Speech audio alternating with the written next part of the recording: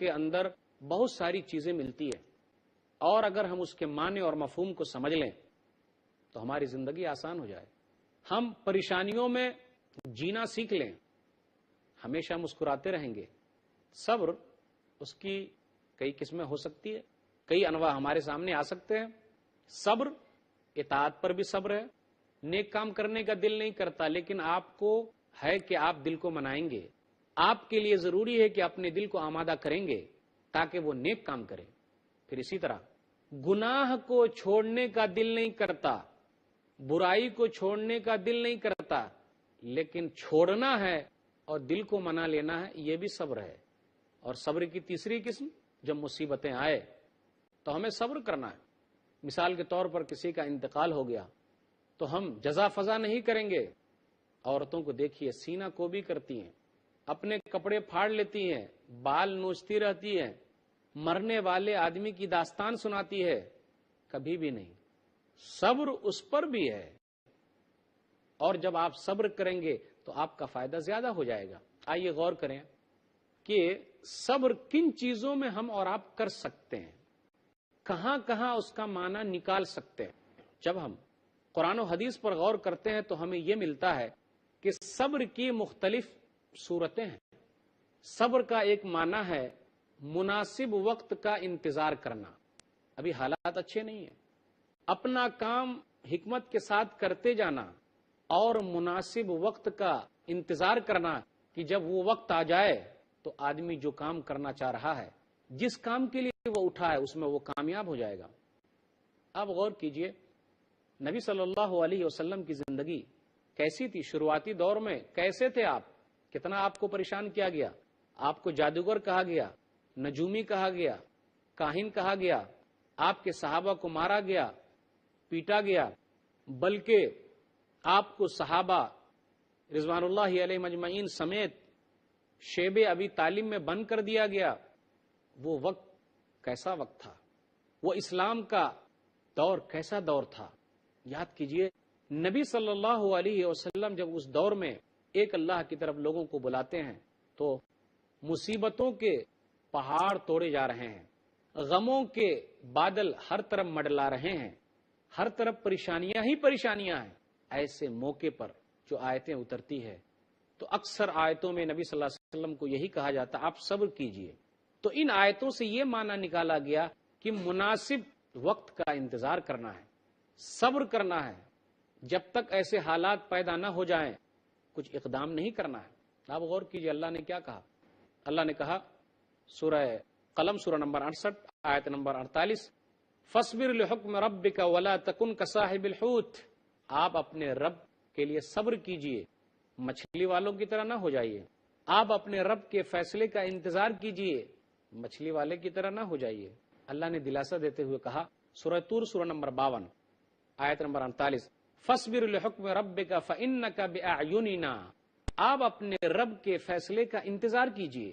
تو یہاں صبر کا معنی انتظار کیجئے. آپ شروعاتی دور ہے تو ہمیں پریشان ہونے کی ضرورت نہیں ہے. ہمارا گھاٹا ہو گیا تجارت میں تو گھبرانے کی ضرورت نہیں ہے.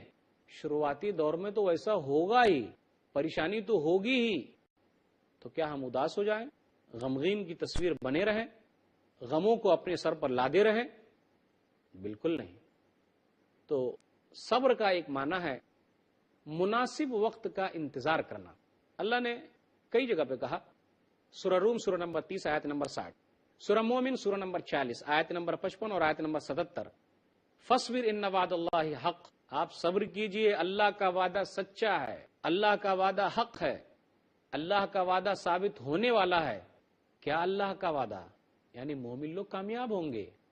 جو صبر کرنے والے ہیں ان کو بڑا انعام ملنے والا ہے. اور صبر کرنے والے کا انعام، صبر کرنے والے کا بدلہ کچھ بھی لکھ کے نہیں آیا، بے حساب ہے. اللہ نے کہا سورہ زمر سورہ نمبر 39 آیت نمبر 10، انما یوفی الصابرون اجرہم بغیر حساب. اور جو صبر کرتے ہیں ان کو تو بے حساب اجر دیا جائے گا، بے حساب بدلہ ملنے والا ہے. ارے خوشخبری کن کے لیے ہے؟ وبشر الصابرین سورہ بقرہ سورہ نمبر 2 آیت نمبر 155، کہ آپ صبر کرنے والوں کو خوشخبری سنا دیجئے. دوسروں کے لیے خوشخبری نہیں ہے، جو صبر کرتے ہیں، مناسب وقت کا انتظار کرتے ہیں، اللہ نے جو چیز لکھی ہے اس کو جھیل جاتے ہیں کہ اللہ کی طرف سے یہی لکھا ہوا ہے، تو بڑا انعام ہے ان کے لیے۔ صبر کا ایک معنی یہ بھی ہے کہ آدمی بے قرار نہ ہو، پریشان نہ ہو، مصیبت آئی ہے لیکن بے قراری کا اظہار نہ ہو۔ میں اس سلسلے میں 3 واقعہ آپ کے سامنے رکھوں گا۔ یعقوب علیہ الصلوۃ والسلام کو یاد کیجئے۔ یعقوب علیہ الصلوۃ والسلام کے ایک بیٹے یوسف علیہ الصلوۃ والسلام ہیں۔ اب اسی کو سمجھنا ہے، باپ بیٹا کیسی محبت ہے، کچھ بتا ہی نہیں جا سکتا، کچھ بولا ہی نہیں جا سکتا۔ باپ بیٹے کی محبت کا کیا کہنا، بیان نہیں کیا جا سکتا۔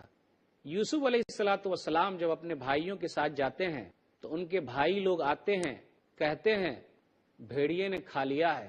غور کیجئے اس جملے پر، وہاں یہ نکلے گا کہ بے قرار نہ ہوئے، پریشان نہ ہوئے، بلکہ یہی جملہ کہا۔ سورہ یوسف سورہ نمبر 12 آیت نمبر 18، بل سولت لکم انفسکم امرا فصبر جمیل واللہ المستعان علی ما تصفون، بل سولت لکم انفسکم امرا، ارے یہ تو تمہارے دلوں کی چیز ہے، تم اپنی طرف سے گڑھ کے لے آئے ہو۔ ان کی قمیص بھی کرتا بھی خون میں رنگ کے لے آئے، بھیڑیے نے کھا لیا۔ یعقوب علیہ الصلوۃ والسلام نے کہا فصبر جمیل واللہ المستعان علی ما تصفون، صبر جمیل بہترین صبر ہے اور اللہ ہی مددگار ہے جو تم بیان کرنے والے ہو۔ یہی یعقوب علیہ الصلوۃ والسلام ہے۔ اب یوسف علیہ الصلوۃ والسلام بادشاہ ہو گئے ہیں مصر کے، لیکن باپ کو پتا نہیں، بیٹا بچھڑ گیا ہے، چلا گیا ہے، لیکن اللہ نے بیٹے کی شان اتنی اونچی بنائی ہے، اور وہ بھی کس بنیاد پر، یعنی سلطنت ملی کس بنیاد پر، صبر کی بنیاد پر۔ آپ پورے سورہ یوسف پڑھیے، سورہ یوسف پڑھ جائیے، 2 ہی چیز آپ کو ملے گی اہم، بہت ساری چیز اہم ہے لیکن 2 سب سے اہم ہے۔ وہ کیا؟ تقوی، وہ کیا ہے نمبر 2؟ صبر۔ سورہ یوسف سورہ نمبر 12 آیت نمبر 90، قالوا اینک لانت یوسف قال انا یوسف وهذا اخی قد من اللہ علینا انہ من یتق ویصبر فان اللہ لا یضیع اجر المحسنین۔ کیا آپ یوسف ہیں؟ یعنی جب بھائی لوگ مصر گئے تھے، 11 بھائی تھے، تو 10 بھائی ایک ساتھ الگ ماں سے تھے اور 2 بھائی الگ، یوسف علیہ الصلوۃ والسلام اور بنیامین الگ تھے۔ اب یہ تمام بھائی گئے، 2-3 مرتبہ گئے، آخری مرتبہ نہیں رہا گیا۔ اب غور کیجئے گا، بھائی بھائی سے محبت کیسی ہوتی ہے، اور یہ بھی غور کیجئے گا۔ تو غور کرنے کی بات ہے کہ آدمی کیا کرتا ہے، اپنے رشتہ داروں کو نہیں چھوڑتا، بھائی کو معاف نہیں کرتا۔ ارے بھائی تو ایسا ہو جیسا یوسف علیہ الصلوۃ والسلام، کہ بھائیوں نے پریشان کیا، کنویں میں ڈالا، سب کچھ کیا، لیکن سب کو معاف کر دیتے ہیں، اور اخیر میں یہ کہتے ہیں، سب کو پہچان گئے تھے پہلی مرتبہ، پھر کہتے ہیں، لوگوں نے کہا، ان بھائیوں نے کہا، کیا آپ یوسف ہیں؟ ہاں میں یوسف ہوں اور یہ میرا بھائی بنیامین ہے۔ آپ کو اللہ نے اتنا بڑا مرتبہ کیوں دیا، اتنا بڑا مقام کیوں دیا؟ ناظرین، اس سلسلہ کلام کو جاری رکھیں گے انشاءاللہ، پھر ملتے ہیں چھوٹے سے وقفے کے بعد۔ السلام علیکم ورحمۃ اللہ وبرکاتہ۔